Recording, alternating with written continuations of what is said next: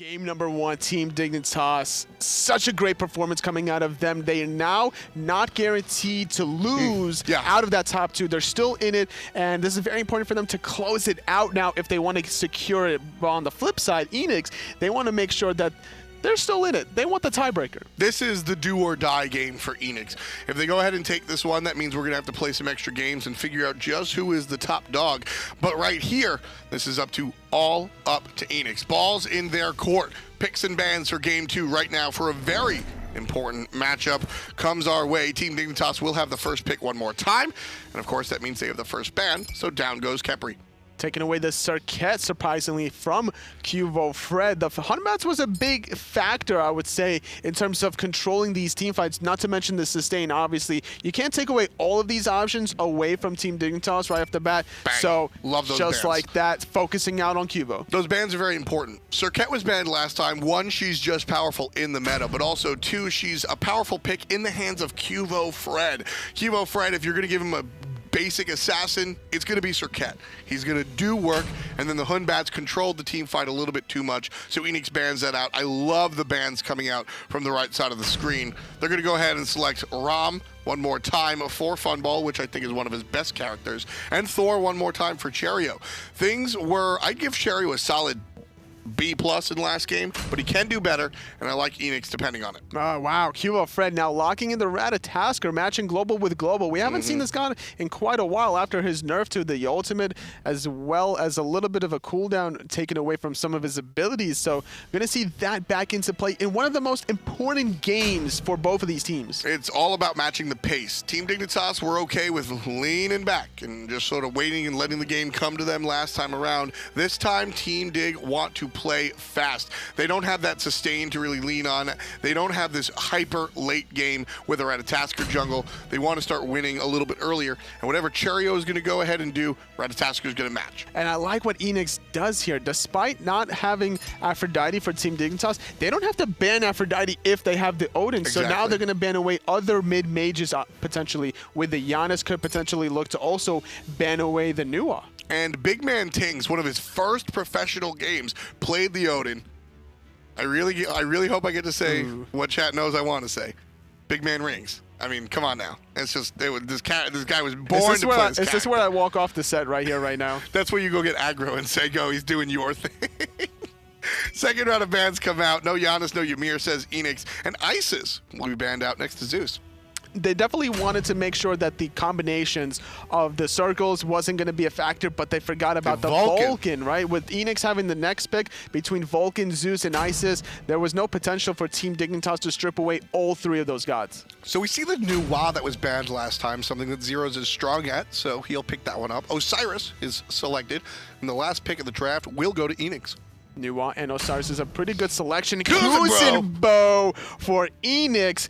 The question is, where is this Odin and Kuzenbo going to go? I'm expecting that Xaliea is going to play Kuzenbo. He's normally liking the Guardians. And against an Osiris here that's looking to play very aggressive, you can easily take advantage of that by pushing him into your tower. Kuzenbo is weird. Xaliea likes weird. As I said, BigManTingz is a fantastic Odin player, one of the first gods he came out with. So I really expect that to be the lineup. Cherryo in the jungle, Ram.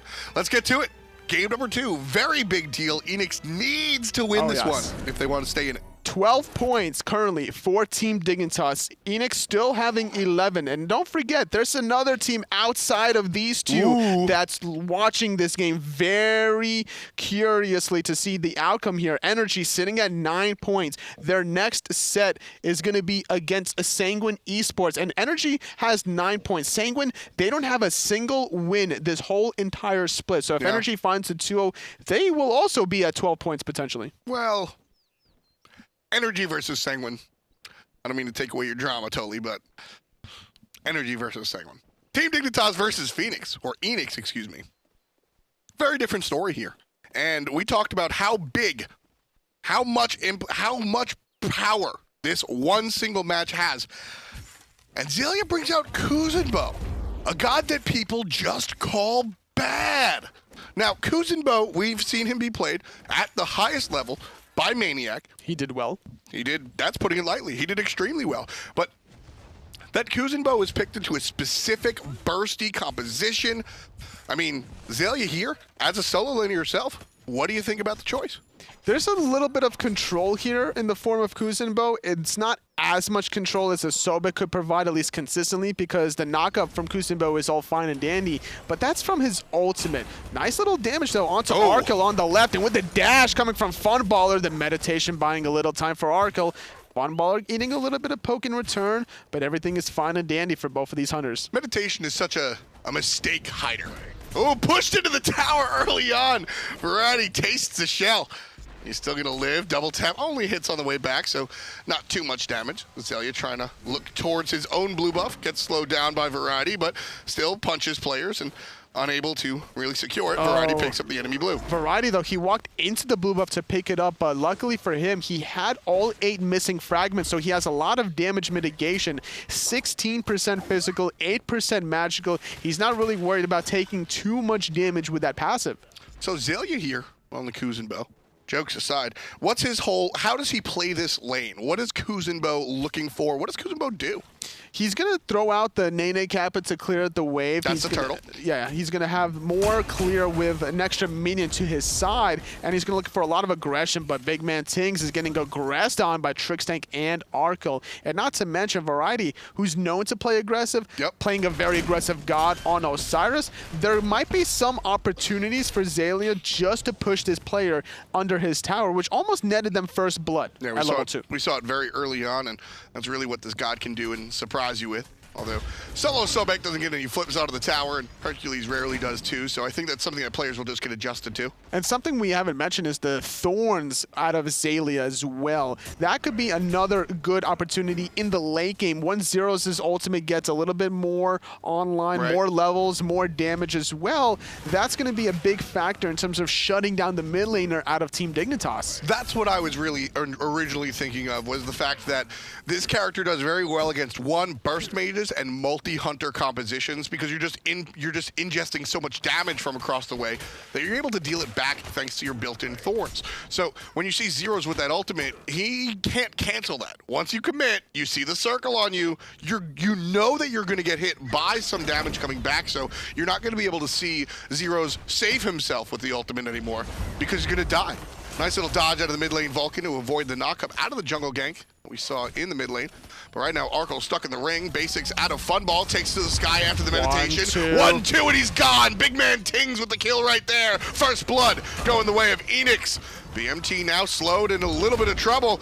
Funball's going to eat the stun. And a nice support from the Hunter position this time around, both by slows and body blocks to save his friend's life. Without the ultimate from QvoFred, as it was invested in the mid lane, not able to really have it for the left-hand side for the counter gank potential, doing a great job at finding the first blood on the side of Enix. Team Dignitas can respond here, and this could be problematic here. It's not the Hunter role is not a role that you want necessarily to be behind in the early stages. Absolutely. I mean, that's one of the whole things, that hunters are already kind of, they're not supposed to be extremely strong early on. So putting them even further behind, well, that's just rough. Variety staying aggressive, like you said. Cherryo just walks in a lane, drops his Zerka's Barrage, doesn't even need to ult.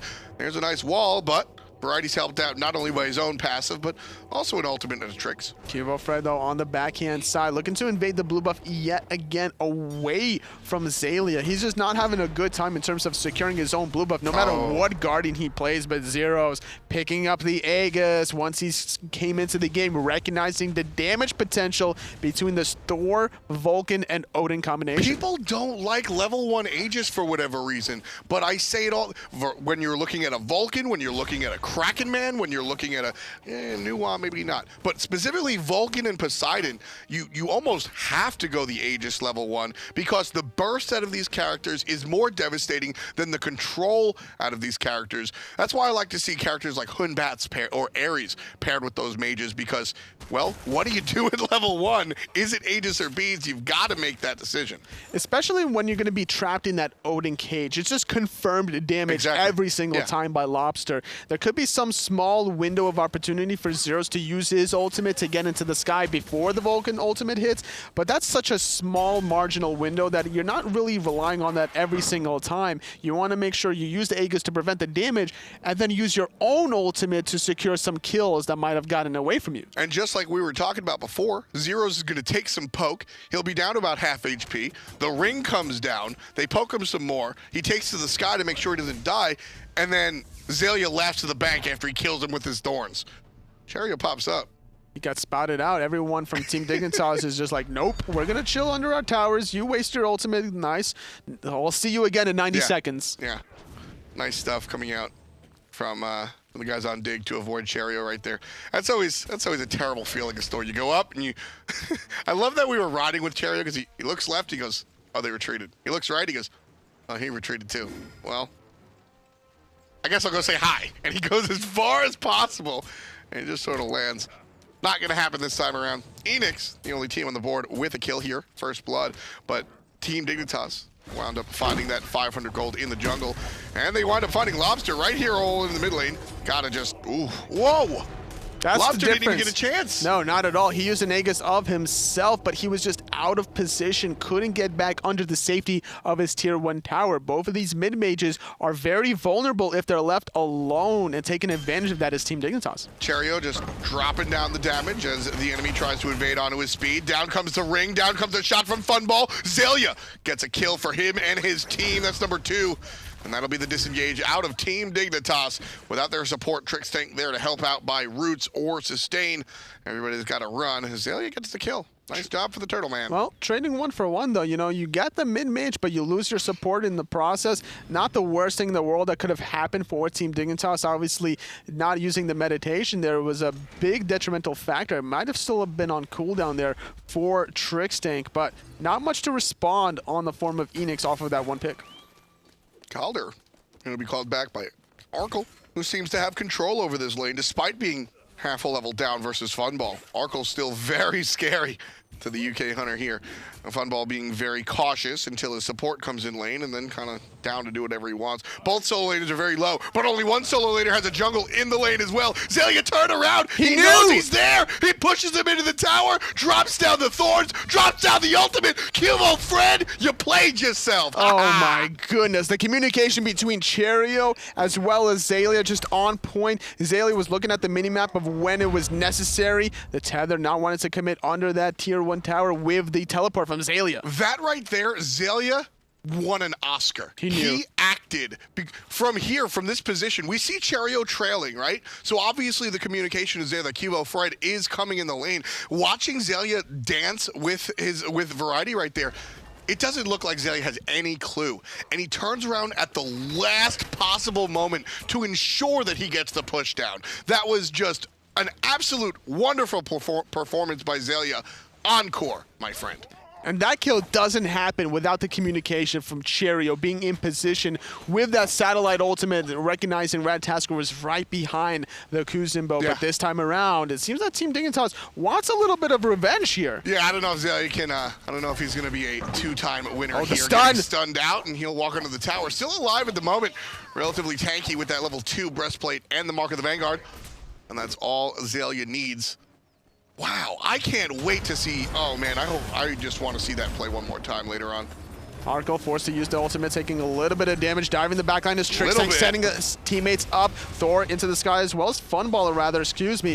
Finding 1 kill onto Arkkyl, but responding onto Cherryo. Oh, BigManTingz has his stomping boots on. He loses his hunter. As Zyrhoes able to take him down, but BigManTingz takes down the opponent. Nice little root coming out. Lawbster's in trouble, and he's going to fall down as well. QvoFred tosses him out.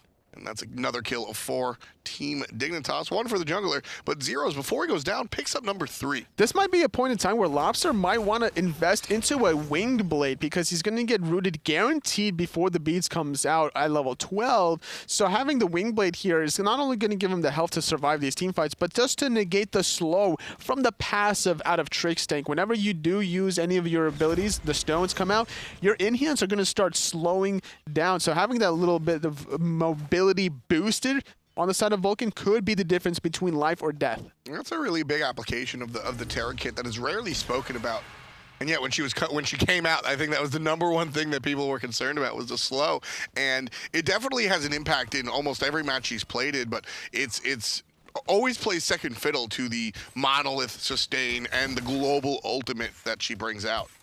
Not to mention here, if Zyrhoes decides to go for the Gem of Isolation here, starting off with the Tier 1 Sash currently, I don't necessarily expect that to be the case right off the bat. Ooh, I like the idea, the mindset that Xaliea had there, trying to use the ultimate to continue to push variety under that Tier 1 tower, just wasn't in position to do so. Yeah, that's going to be a lot of the gimmick out of Kuzenbo, is push you on the tower and keep you locked under the tower so that not only are you doing damage with your ultimate, but also your good buddy with the shots up top is also dealing it out.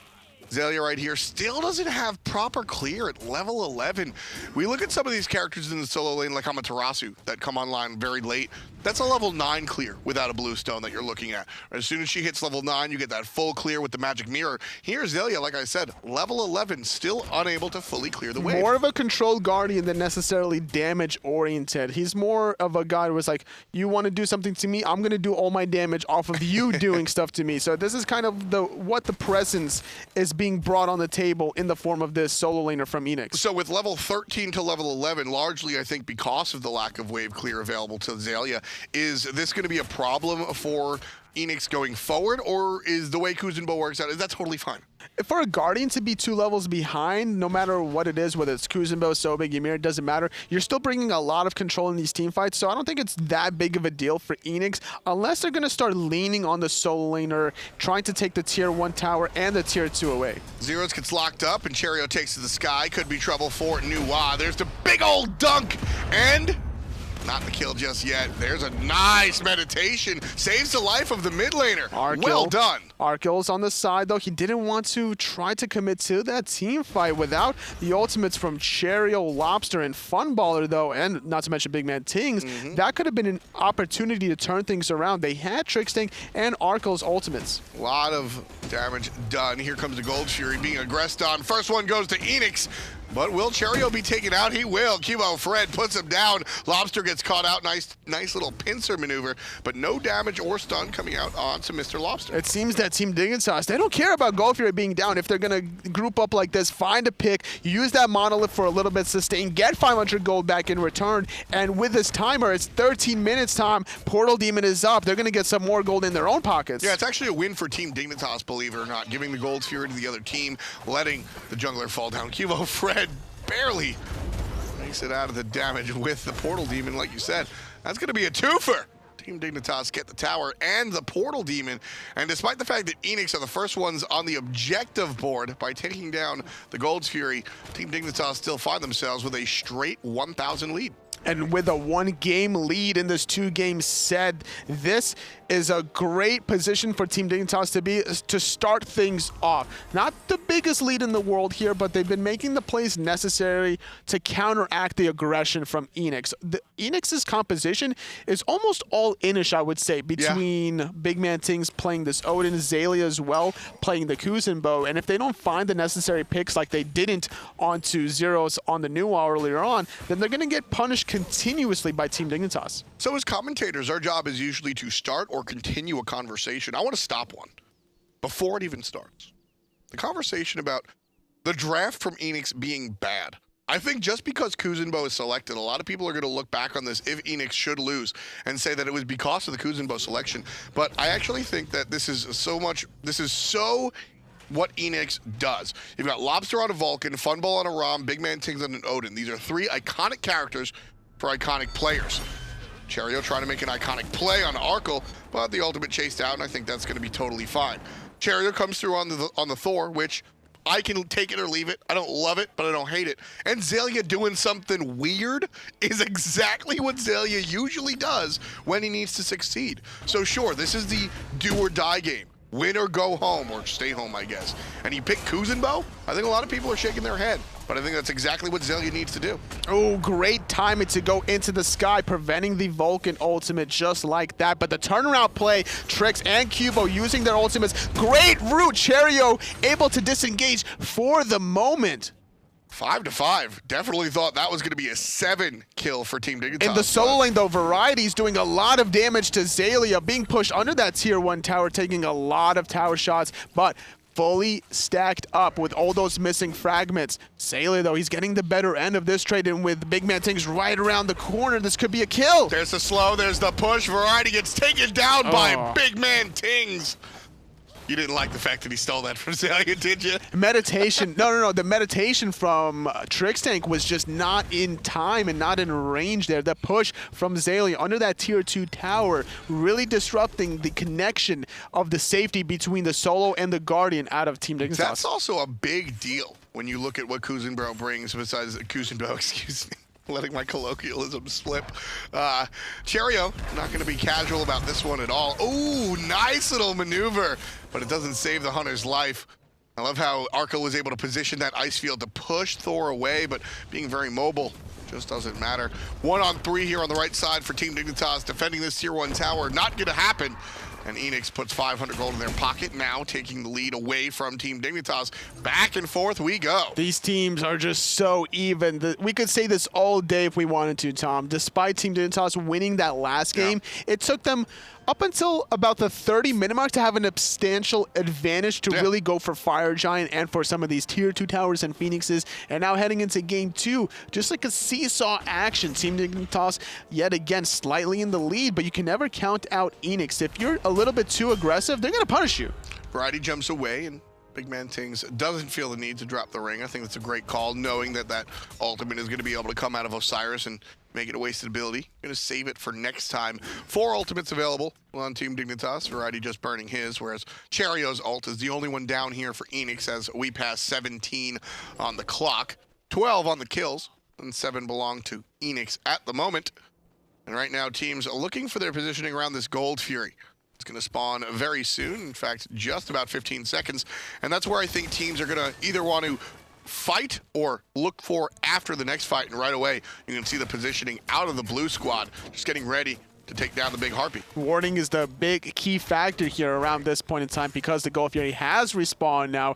Good defensive sentry wards from Dignitas, making sure that there's no aggressive wards out of Enix, just to, because if you don't have the aggressive wards, you're not going to start Gold Fury. Team Dignitas recognize this, making sure to deny that option away from the red Chaos squad. QvoFred, though, doing a little bit of poke onto BigManTingz, but trading ultimates here wouldn't be a bad idea for Enix. Odin for Ratatoskr. Now you don't really have to get worried about disrupting your backline. Yeah, no, and I will trade an Odin ring for a Ratatoskr ult every day of the week. I think Ratatoskr has the larger impact here in this match specifically. Cherryo takes the sky, lands down again on his teammate, but the stun sets up the alley-oop. Lawbster brings it down, and BigManTingz finishes it off. 5-0-1 for the support, Odin. QvoFred surprisingly dying with both of his relics available there. Purification Beads was up as well as the Aegis. Xalia's made the rotation, and Teleport is not available for the opposition of Variety. Arkkyl gets pushed out, but his damage takes down Cherryo and almost takes out Xaliea as well. Zyrhoes being chased on the right side, while Trixtank gets pushed down on the left-hand side. Zyrhoes jukes around, but he's gonna fall down anyway. That's gonna be number 9 for Enix. 6-9 right now. Team Dignitas trailing, unlike game number 1. Just underneath 20 minutes on the clock here, folks, and Enix able to take the lead. Very strong play. If you're a fan of Lawbster and friends, they could find this split. And again, to remind you, if you're just tuning in, should Enix win match number 2 instead of match number 1, and it winds up being a split, that means we got a tie. We got to play more games. Oh, going into the backline is Variety. The Portal Demon does get secured by Enix, but they lose their mid laner. Lawbster goes down, Variety chasing Xaliea. In fact, 3 players chasing Xaliea. Funballer and BigManTingz waiting around the backside. Not enough. Ring comes down, so does Cherryo. Up, down, out of the support. Cherryo picks up one while Funball cleans up the other. Still on the offensive, forced out by Arkkyl, frankly. And Cherryo is going to be forced into the relic. Still dealing damage, slowed out. Double tap doesn't find it. Zyrhoes does. Cherryo gets number 4. Still continuing. Nah, Trixtank gonna be left alone, but Enix pick up the Portal Demon, they pick up the team fight, they trade 2 for 3 in that, and just a wonderful sequence coming out from Enix right there, furthering their lead to about 3,500. Team Dignitas looked like they were about to turn that one around after the Portal Demon. You know, they found the first 2 kills originally, but they just chased Xaliea a little bit too far into the speed buff out of Enix, and the double ultimates between BigManTingz and Cherryo, finding multiple targets out of position. There was no potential escape despite finding those 2 kills. So without the displacement available, if you're just chasing Xaliea dealing damage, he's going to be tanky thanks to that passive. Obviously, his build is tanky. 5 players chasing 1, you think you have the lead, but you don't. And Xaliea brings the enemy directly to his team, and down he goes. Team Dignitas defends their tier 1 tower in the mid lane. It's hanging on by the skin of its teeth here, Toli. And Enix able to just walk in and poke it down a couple of times, but will they find that opportunity? Different story. Cherryo, well, players are dancing, decides to go farm. Oh, but the blink. The blink ultimate out of BigManTingz. Vulcan ultimate connecting onto 2. Arkkyl dying in the backline. Cherryo landing as well. QvoFred gets eliminated. 2 members dead from Dignitas. Cherryo with the big boy plays here in this game. Very quiet. In game number 2, Variety picks up the Okie Doke, but definitely going to trade out here.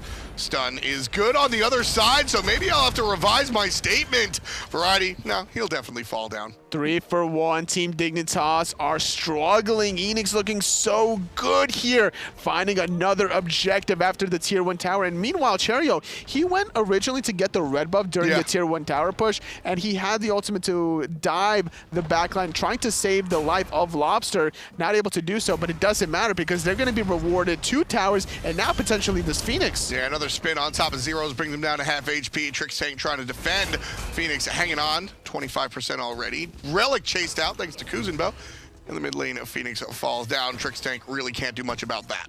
This was a totally different game compared to the last one. Enix finds the Phoenix at the 22-minute mark. BigManTingz gets slowed out by Arkkyl. He might have to sacrifice his life, but he throws out the ultimate, jumps away as well. The Phantom was used by Trixtank, but not going to be able to chase down anyone else as Xaliea gets assisted by Cherryo with a beautiful wall. A little bit of usage of the ultimate there. Kuzenbo has had a very large impact in this game. Low on the damage charts, but the way he's able to control the enemy, a number of times we've seen the flank come out from Xaliea, push the enemy directly into whatever nonsense Enix wants to do, whether it's just basics from Funball, a giant jump from BigManTingz, and that's another thing.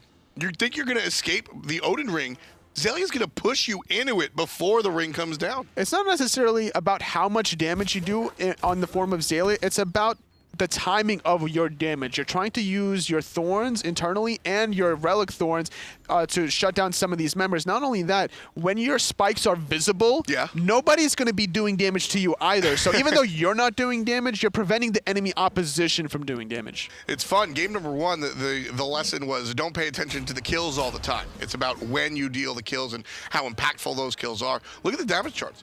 Arkkyl and Variety are leading damage. Number 1 is, for anybody on Enix, is going to be Cherryo, surprisingly enough. So despite the fact that Enix overall is dealing less damage than Team Dignitas, it's the fact that the damage out of Enix is coming when it's absolutely necessary. It's giving them space, it's giving them the ability to start fights like this and pick up whatever they want.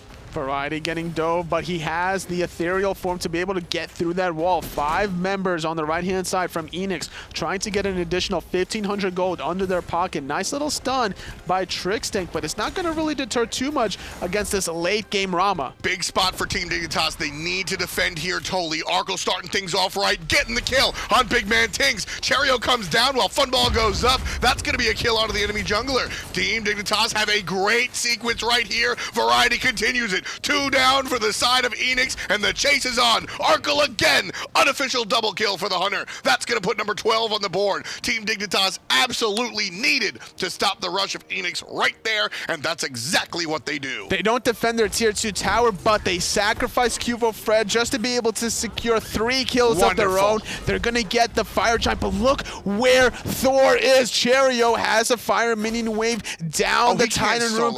No, if there were more minions potentially here, but the fire giant has been secured. GvoFred is also going to get taken here by Funballer. He's going to do some damage. Now, if he was playing jungle Hebo, That would be a lot of damage. Just chipping away at the Titan could leave the vulnerability here for Team Dignitas just to throw the game potentially if they're just out of position to defend. The mid Phoenix does get easily taken out once it will get revived. It takes more damage. Not only that, it respawns at 50% health and doesn't go above that point in time anyway.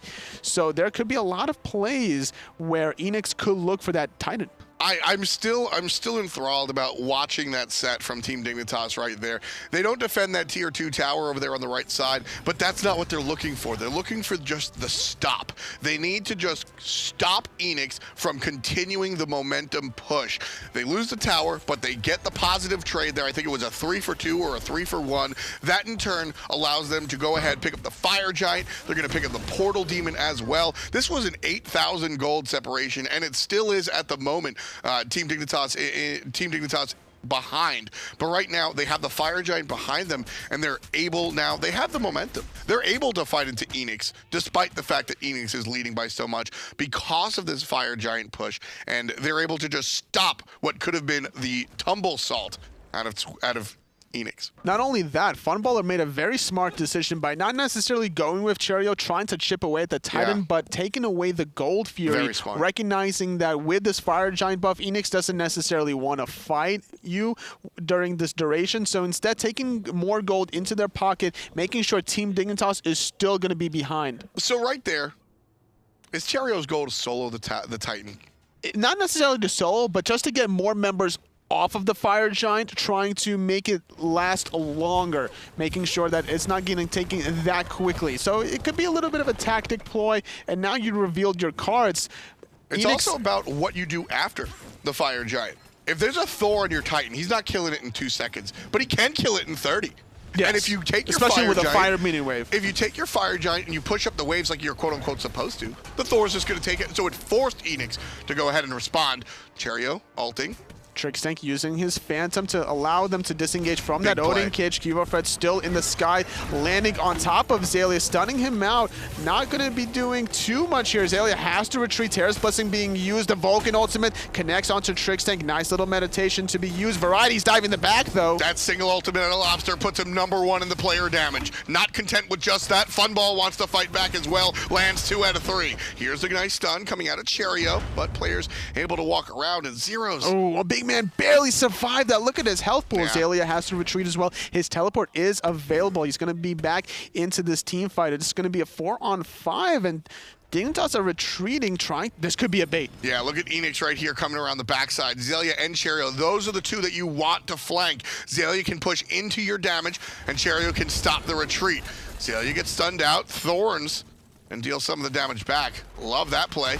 Nice little bounce of the little Kappa, and he'll damage out Zyrhoes just a little bit. BigManTingz still on the side. His ultimate is available. He did beads away from that Thor wall. BigManTingz still looking to trap in some more members. The Phantom is not available for Trixtank to get out of this one. Xaliea and friends fighting into the team with the Fire Giant. Enix now very strong, pushing up. QvoFred, this ult is going to be very important. Knocks up one, gets an Aegis on the other. There's the ring and a BMT. There goes the frenzy, and it's going to allow the continuing team fight. Damage onto QvoFred, who falls down. It's the Turtle Man with the Turtle Plan. Lawbster picks up the kill, #18. Enix going to fight directly into the Fire Giant buff. Lawbster picks up his 2nd kill of the game. It's only his 2nd. It's only #2. That's all he needed. This timing is all that matters. Variety trying to find something in return. Lord of the Afterlife onto 1, but it's not enough. Everyone here to respond, saving Lawbster's life. Enix survives the Fire Giant push out of Team Dignitas. They hold on to their tier 2 tower. They grab 2 towers of their own. Now you can say that people at home might say it was because of the lead, but look at the itemization. The lead that Enix had just wasn't, it's not like they have an extra item or 2 items. Dignitas, they have their items. So that was just straight up Enix fighting better than what Team Dignitas could bring to them. What an excellent set here. Enix looking for the split again, reminding fans at home, this will bring us to a tiebreak scenario if the red team go ahead and win. Enix shifting over to the left side after taking down the mid Phoenix. Finding it very easily. Cherryo in the sky, making sure it's very difficult for Zyrhoes to go into that backline. QvoFred's waiting in as well, trying to wait it out. The great patience out of QvoFred. Second time that's happened, and Qvo's going to keep on keeping on. Enix can't push into the Phoenix. Team Dignitas successfully defend. That's all they needed to do, smiting on to defend that left side Phoenix. So you're seeing this time and time again. Cherryo goes up, QvoFred sees it, or QvoFred goes up, forcing Cherryo to go up. And Cherryo sits there waiting for the rat to come down. But QvoFred knows that the Ratatoskr ultimate stays in the sky longer. Cherryo is forced to waste his ultimate land on his team. It's solo waiting game, not wanting to dive the Phoenix is Cherryo. It's just a great idea, trying to stop the global ultimate of QvoFred, but the duration just doesn't favor the Thor player in that scenario. That's the second time it happened. Cherryo can't allow that to happen a third time. Oh, Lawbster jumps forward, Lawbster chops the ultimate, and it's 1-on-3. Here comes Cherryo. QvoFred already got the kill. QvoFred taking one off the table, and that's going to be a second one dead for Enix. The stun onto 2. Funballer getting dove in the backline. QvoFred landing onto him. It's going to be the third member dead potentially. It is successful. Aegising away into safety. 5-on-2. Xaliea and BigManTingz has to defend mid. Variety, the one-man band, does it by himself, walks into 5. His teammates show up late, but fashionably late. 4 players dead on the side of Enix. They're certainly not around, and they're going to watch their tier 2 tower fall down from the black and white death screen. This is a long 1500. Long respawn timer. There also are minions. Now, it doesn't take away backdoor protections, but these clay golems could tank the Titan for a little bit, and it seems that Team Dignitas, they might be trying to go for the end. They're going right for it. Frenzy means fight. The Titan in trouble. Half HP already. Anatoly, 31 on the clock. Enix is trying to defend here. Zyrhoes gets the kill on a BigManTingz. The damage is being dealt onto the Titan. This one is going to be in trouble. Cherryo gets a kill. Still it's not so dead low. yet. Titan goes down. That's going to be Team Dignitas. Enix comes up square. Team Dignitas take the entire set. It's a 2-0. Team Dignitas 2-0ing. Oh, Enix, they were so close, just so much back and forth action between these two teams.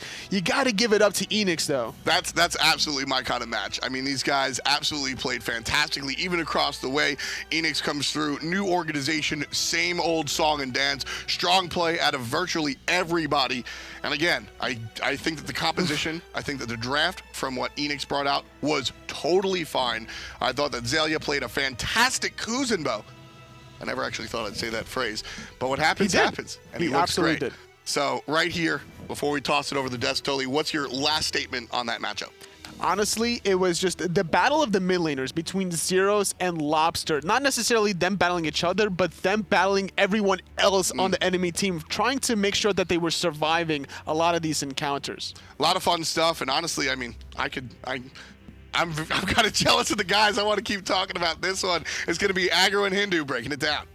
Thanks so much, Tom and Toli as well. Dignitas versus Enix, sorry, that we just saw. I'm going to get it right. You'll get it eventually. I'm going to get it right once. Yeah. Enix. There you go. Enix, you got it. But it was a battle that we expected to be good with two rosters that know quite a lot about each other as well. Game 1, typical EU, slower pace. Very much mechanical, methodical, trying to go for the win. Yeah, I mean, it was a very back and forth, very extended, long game. What was it, like 11 kills total at the end of it? But for me, I mean, Qvo was the one that really set Dignitas apart in that game.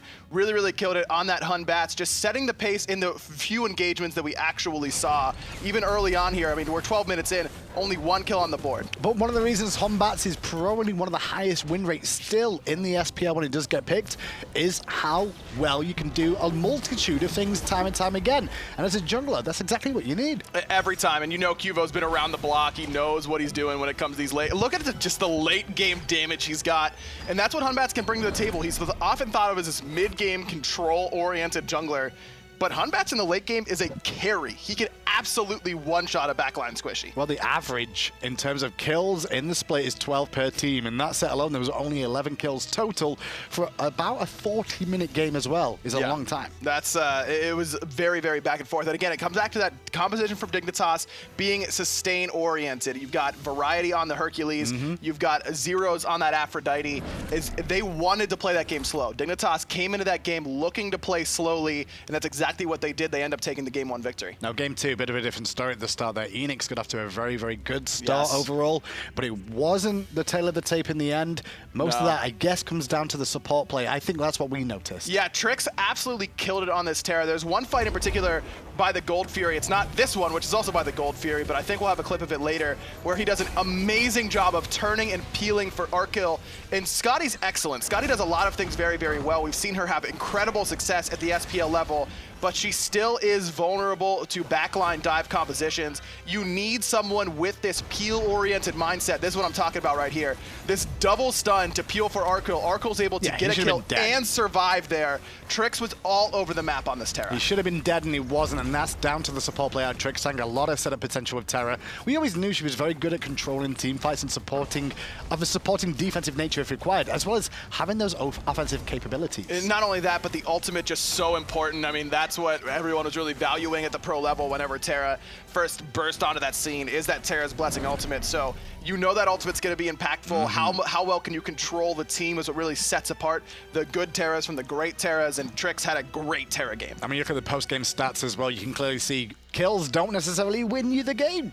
Nor structure damage. You know, it's all about where you can win that last team fight.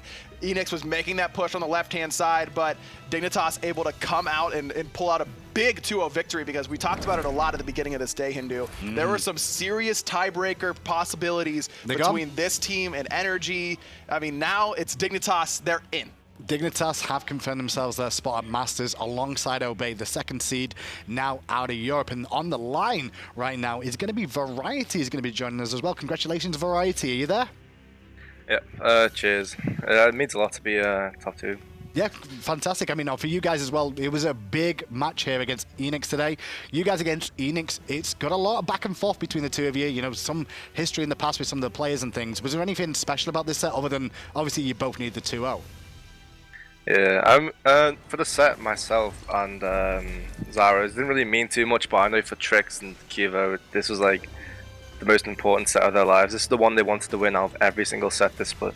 Well, you got another one of those yourself coming up at at Smite Masters here in Atlanta. That's going to be up against your former teammates in Obey. Are you excited to see them at LAN? Yeah, of course. We did sadly lose 2-0 to them in the split, but you can't expect that much when we've been a team for less than 2 months. Finishing second, I can't be too disappointed, but at the LAN, I'm sure we're going to bring it back and hopefully smash them. And you mentioned that you've only been together 2 months. How is this synergy growing with you guys? Obviously, it's the first split that you played together, and in top 2 is pretty solid. I guess the foundations are there, and we just got to continue to work on things. Yeah, I think our late game team finds pretty solid already. I think it's just the early game and mid game rotations which we need to work on, and how well we play together then. Is this where you expected to be in terms of not only in the standings, but your level of play at this stage at the end of the spring split? Like you mentioned towards the beginning, you know, you're a new team, you're still getting everything working together. Are you happy with where you ended up, though? Yeah, of course we're happy. I think I said in an interview on the Dignitas website that we're going to use the split to learn and just merge well together. So we weren't really expecting to come top 2, but we have the capability of, so I'm not really surprised that we're here, but yeah, I'm surprised of how well we've done so far. Now, very pleased for you guys in Dignitas. Do you have any shout-outs you want to give, Variety? You got a bit of a break now as well, so make sure you get these shout-outs good before we let you go. Yeah. Shout out to our coach Biggie, the Australian powerhouse. He's been doing so much work behind the scenes with spreadsheets and just all that kind of stuff. Shout out to Dignitas, of course, and all our sponsors, and congratulations to Kuvo and Trix for playing so well today. Yeah, good job from those two. Good job from yourself as well. Thanks so much for joining us. Variety from Team Dignitas secured their spot into Masters. But guess what? It's the birthday week, Aggro. You know what that means?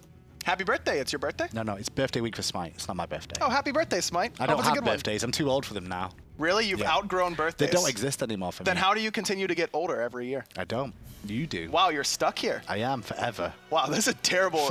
You could have done this a little earlier when you were younger. The 3rd birthday with sales events and more is what's going on right now. I believe at the moment this weekend is double everything weekend, so make sure you take advantage of that and be able to celebrate the birthday with us. Yeah, you make sure you use those worshiper boosters that you've been saving up. You get 4 times if you use those Worshipper boosters, and you can really get those diamonds, get those cool diamond rewards for mastering more and more gods. And also with that this weekend, we also have a hit point sale going on as well for all your clothing needs. Smite.hitpoint.tv, 15% off everything to do with what they sell there, from things like hats all the way through to plushies of Fenrir. Yeah, you can also get a Hindu shirt. I know you wear the Hit Point I do. That's Hindu amazing. shirt I love all that the time. esports looking one. It's great. It's cool. Actually, do you really want to be wearing the same things that Hindu wears on a day-to-day basis? Next thing you know, you're going to wear glasses that you didn't expect to need, and then the bow tie comes in, and then you start like craving tea all the time. It's probably best if you stay away from the Hindu shirt and get some of the other merchandise there at Hit Point. Or, on the other hand, go to our aggro shops, which is basically where they sell cardboard, because that's exactly what it looks like, just a cardboard generic white guy. I look like cardboard? That's the best. I went on forever. You had forever to come up with something better than that. I didn't need forever. You just I knew you could have done better. I was expecting something very, very good on the back end, but I didn't get it. I'm very disappointed. You're about as entertaining as cardboard. That's all I've got to say. You That look was like better. cardboard. You entertain like cardboard. You are cardboard. I just don't think the looks like cardboard is really going to fly. Solid Snake jumps inside you to hide. That's the best thing that could happen with you. With that, we're going to go to a break, and after the break, we've got 2 more sets of European action to bring you. We'll be back after this short break.